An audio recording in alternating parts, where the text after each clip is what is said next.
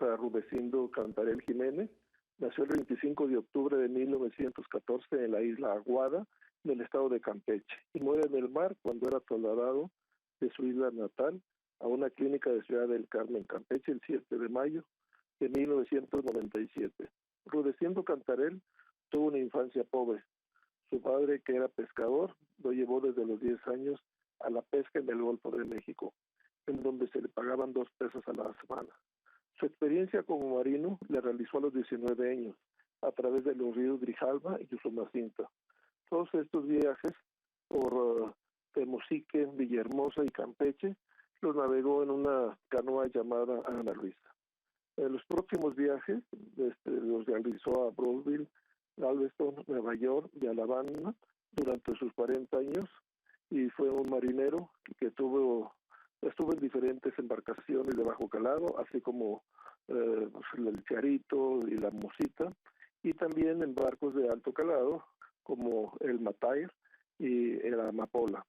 En el Maitar, cuando estaban en Baltimore, pues este barco iba a Europa, entonces lo liquidaron a él y a los mexicanos que iban.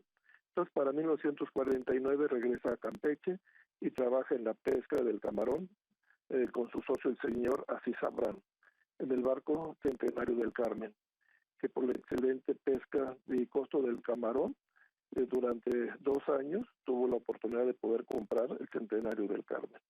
Rudecindo Cantarell en 1958 observó que al pasar siempre por un mismo lugar en el mar, veía una gran mancha de aceite, pero pensó que era algún barco hundido, y con su equipo de pesca comprobó que no había un barco hundido, e inclusive veía cómo salían enormes burbujas de aceite que se extendían por la superficie. Pensando que era petróleo, se lo comentó a su mujer. Creo que hay chapo en el Carmen.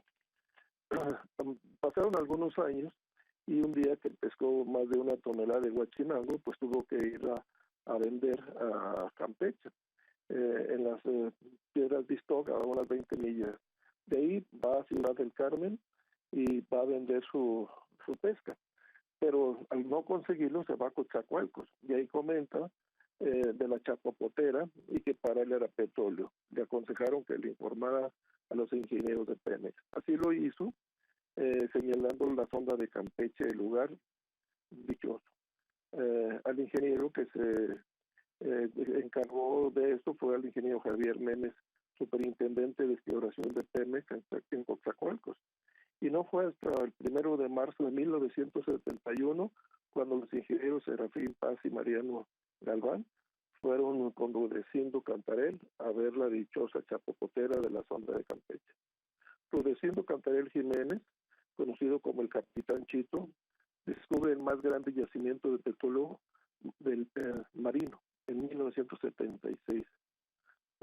Para este año se termina el pozo Chacoc 1 y de ahí se perforaba un pozo sobre una superficie de más de 700 kilómetros cuadrados.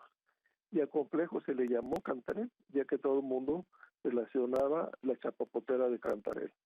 A este complejo se le clasifica como uno de los pozos y campos supergigantes en el mundo. El ejemplo es el pozo Cantarell 1A, que inició su producción el 23 de junio de 1979 con un promedio de 31,000 barriles diarios, la mayor producción del mundo en los campos marinos, y solo superado por el complejo Rawar en Arabia Saudita. La extensión de los diferentes campos de Cantarell llegó un momento en que se tuvo que extender a más de 15,000 kilómetros cuadrados. Para el año 2009, el complejo de Cantarell había aportado 13,400 millones de barriles. Su pico de producción fue en el 2004 y para el año 2006 bajó su producción a 2,033,000 barriles diarios, y su producción en el 2007 de 1,683,000 barriles de petróleo al día. En el 2008 a 1,230,000 barriles de crudo al día. Y hoy nos informa que el campo genera menos de 200,000 barriles. Esta es la historia de la sonda de Cantarell y del petróleo, pero que hemos visto en las últimas décadas del mayor complejo y el tipo de manejo de esta riqueza inmensa no renovable. Hay que recordar aquel 1 de diciembre de 1976 cuando López Portillo designa director de Pemex a Jorge Díaz Serrano, el cual fue acusado por fraude por 35 millones de dólares por la compra de buques tanques de dos de sobreprecio. Esto le valió 5 años de prisión. O el caso de Joaquín Hernández Galicia, conocido como La Quina, que dirigió por 3 décadas el poderoso sindicato petrolero y que se opuso a la privatización en el sexenio de Carlos Salinas de Gortari, y fue detenido en 1989 y sentenciado a 30 años de cárcel. Claro, después tuvo una amnistía y lo dejaron salir. ¿Y qué podemos decir de la cantidad inmensurable de casos de corrupción por comisión de contratos, las prestaciones fuera de toda lógica del sindicato, la venta de plaza, las jubilaciones ostentosas? Sí, recordando aquel año 2000 cuando con fondos provenientes del Sindicato de Trabajadores de Pemex se utilizaron para la campaña presidencial de Francisco Labastida por más de 1.400 millones de pesos. Y que podemos señalar de la compra del 17 de enero de 2014 de una planta oxidada con más de 14 años sin operar por 475 millones de dólares, o sea, el equivalente ese año de 350 millones de euros. Esa planta de agronitrogenado era de Fertimex en 1992 y fue privatizada por el gobierno de Carlos Salinas. Y la compró Rogelio Montemayor, director de Pemex, de enero de 1999 y diciembre del 2001. Y podemos seguir el tema y nos encontraremos con una y mil corrupciones desde los niveles más altos hasta los más bajos. Hoy el presidente nos dice que se acabó la gallina de los huevos de oro. Y la pregunta, ¿será que se acabó o la mataron? El presidente advierte que hay menos petróleo. Cualquiera sabe que los yacimientos de petróleo no son renovables ni eternos. Y recordando a Rudecindo Cantarell Jiménez, que descubrió la zona petrolera más importante en México, y que lo único que recibió en la vida fue una medalla con la esfinge de Lázaro Cárdenas del Río. Por un lado, la leyenda expropiación petrolera, y el reverso dice, el petróleo es nuestro. A lo que Rudecindo comentó en vida, nuestro será de aquellos que lo manejan. Así es, ese es el carajo que me da y el coraje de unos cuantos que se enriquecen a costa del petróleo. ¿Cuánta razón tenía Rudecindo? ¿Se imaginan cuántos vivieron y viven de los huevos de oro del petróleo? ¿Cuántas fortunas se amasaron con la corrupción? ¿Cuántos políticos mataron la gallina? Rudecindo fue empleado eventual de Pemex, lavando lodos en los laboratorios, y recibió el día de su muerte un ataúd donado por Pemex y el funeral por la sección 47 del sindicato petrolero. Cantarell dio riqueza a México, que no supo manejar por ser un país de tranzas.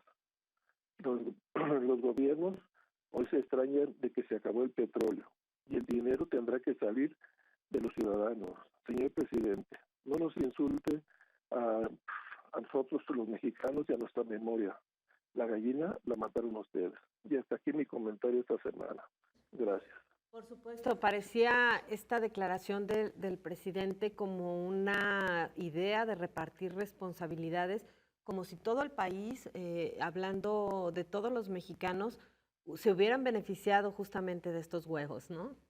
Sí, así es, doña Mira. Uno de los grandes problemas que tenemos en este país es que pues nunca hay culpables, y los culpables, pues como ya lo vimos con diferentes funcionarios y gente que fue acusada, pues algunos llegaron a pisar la cárcel, pero pues por muy pocos años.